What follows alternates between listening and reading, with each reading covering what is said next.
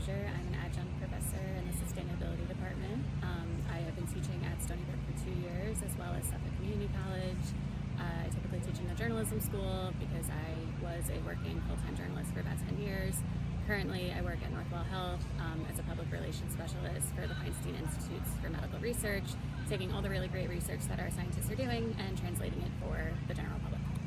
So in my class, we do a lot of work based on our designated readings. We have a textbook, and we also read a lot of Thoreau.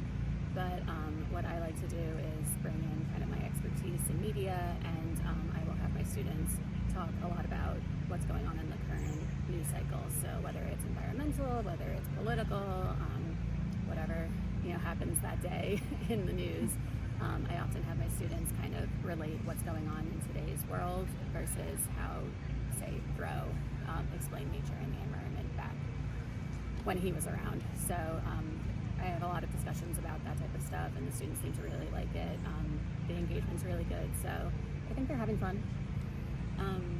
So I think the biggest surprise that I found when I started teaching, not too long ago, was how many students are interested in this type of work, and how diverse my students are. So I have students that, are studying math and chemistry, but then I have ones that are looking to get into journalism. So it's really cool to see how many students are interested in sustainability studies across the board.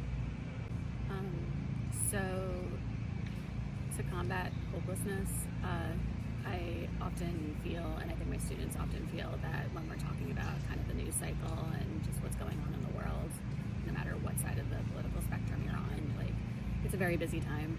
And oftentimes they mention how disappointed they are, or that they're nervous or anxious about the future. But what's really inspiring to me is that at the end of the discussion, they all kind of come up with an idea of change, and they really are focused on making change and being part of change. So,